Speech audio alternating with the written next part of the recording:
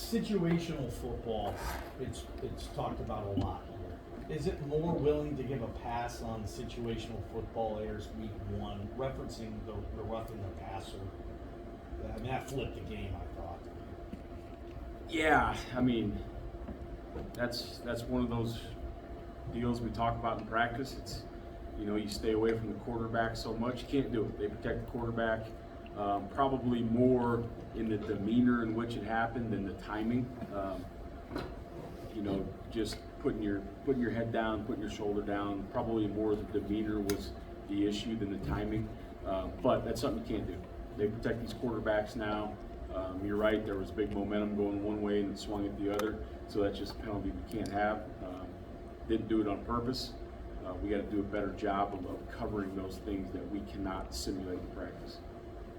When you go, that was part of a stretch of 9 straight third downs that you let up, and we were talking to Andrew after the game. He said, it was frustrating because you guys were getting in the right positions you needed to, but then one mistake after another would lead to a first down. How do you just fix that?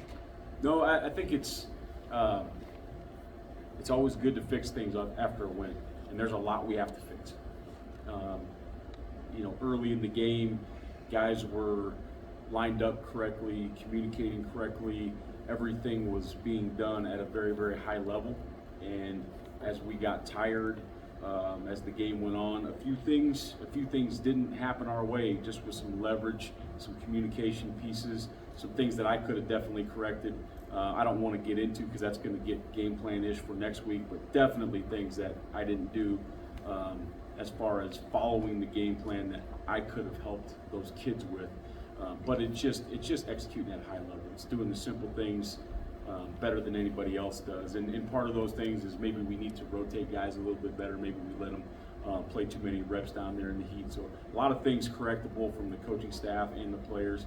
But like I said, it's been a while since we won game one, which is, that's a good thing to have. We got a victory, and now we can fix things while we got a victory, but that's not the standard anyone wants to play with. So there's some good, there's some bad. Let's get this thing fixed and let's get it tightened up for next week. You mentioned the good. You had 4 forced fumbles for the first time in almost 20 years here. You had the 4 sacks. I mean, are there things you can point to that obviously you're pleased with? Yeah, definitely. Anytime you get a lot of hits on the quarterback, that's what we like. The sacks, they're good on the sacks. You got 4 sacks, probably a 5th we accepted the penalty, and then there was 2 or 3 left out there that we could have had. The forced fumbles, the ball searches were unbelievable. The kids were very ball aware. They did a great job with that. We need to get some of those footballs now. A couple of them bounced not the way we wanted them to. A couple of those we could have hustled to the ball a little quicker and probably got them.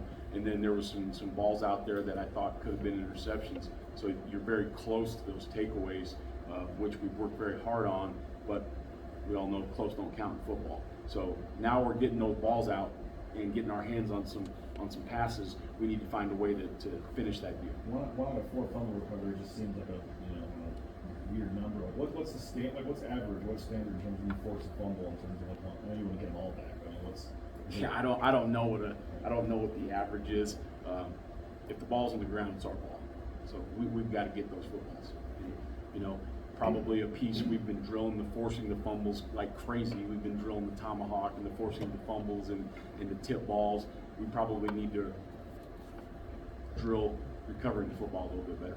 If you kind of look at the last half of last season when it comes to Andrew Simpson, he was used so much as a pass rusher, and he didn't get a couple opportunities, but it didn't seem like the volume moved over the last half of last season, and then he makes the play that kind of helped turn the game back in your guys' favor. So without going too much into the depths of it, how much does he have to offer you, and that's as a pass rusher? Oh, Andrew has a lot to offer as a pass rusher. He's a really good blitzer. He can do. He's very slippery. He can do a lot of great things in the pass rush. Some of the things that Georgia Southern did, they're a really good offensive football team. Their coaching staff did a really good job. So we needed to free up an extra player on some of those perimeter screens and those kind of things. So that kept him out of it a little bit. But he offers a ton as a pass rusher. And like you guys saw, a couple opportunities he got in there, he made the most of them. How big was that last one, where he was able to force that fumble? I think that's huge. Anytime you can, number one, pressure a quarterback into making a bad throw, pressure a quarterback and get a hit on a quarterback, and then, you know, he got the trifecta. He pressured it, he got the sack, and he got the strip. We just need to clean that ball up and get that thing going the other way. There was a point this weekend, Georgia Southern had all the momentum, you know, it's 28-9 and it's 30-28. What can you do as a coach to switch that momentum back to you guys and make a stop? Yeah, I think, and that's what I'm talking about. There was a few things within the game plan that it was going so well in our favor, like you had just mentioned, and it's happened to me before where we've, you know, followed it to a T, and we've screwed the guys up a little bit because they were playing the other stuff so well. Probably should have gotten to another mode a little earlier, which once again I don't want to really discuss because that's going to get into game plan stuff for next week. But I could have done a better job of getting those guys into a little better mode earlier. And then, like you said, like the momentum, just like Jay just talked about, that momentum. Like our offense was playing at an extremely high level. Like we needed to get them the ball back. Period. Dylan Gabriel had close to 50 passes this week against Idaho. What do you guys have to do to just really be aware of all times of what he's going to do? Yeah, I think everybody's pretty aware of what he can do. And not only that, but he's put on film that he can do it as a runner as well. So truly a dual threat quarterback. You know, you're going to have a lot of different mechanisms to get him confused because he's seen a lot of football. But once again, pressure and confusing those quarterbacks, even if you can delay them for a split second, I feel like they have a really good offensive line. We have a really good pass rush, so that should be a good battle up front. But we have to have ways to get some pressure on him and confuse him in the coverage a little bit.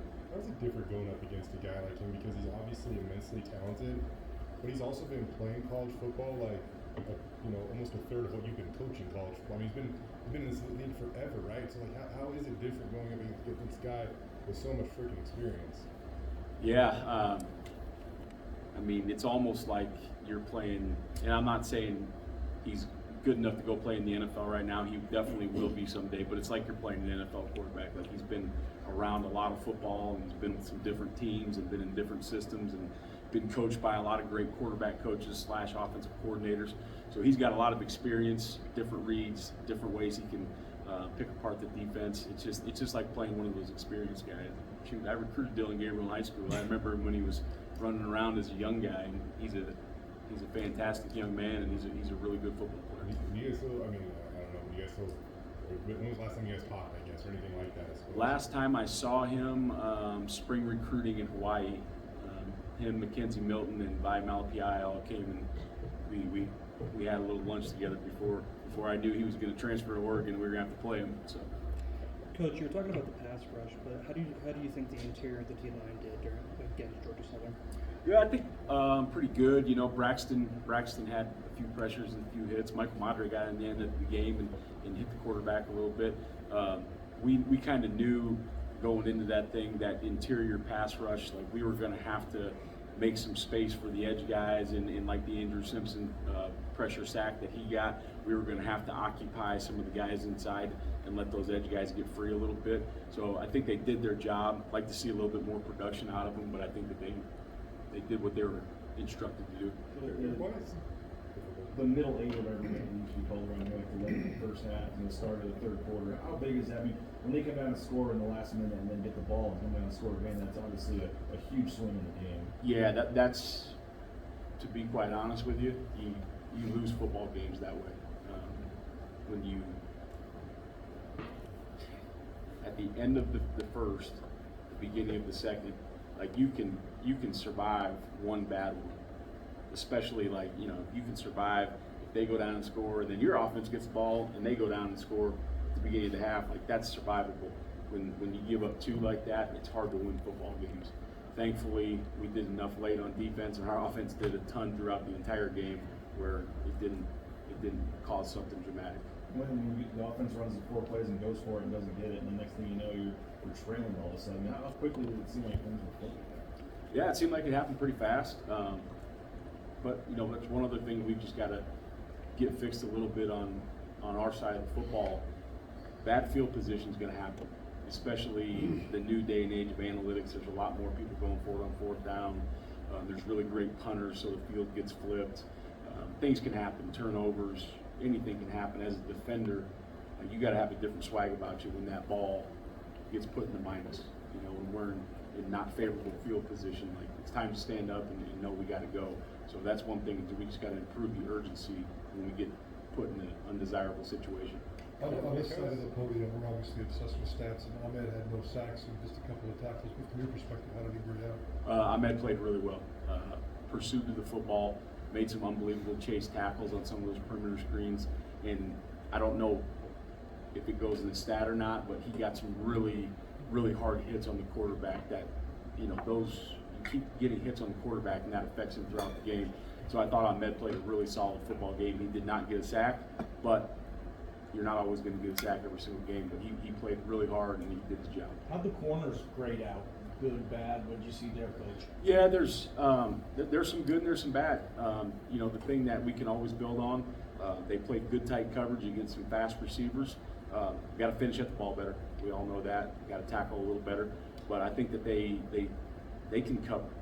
They can cover people.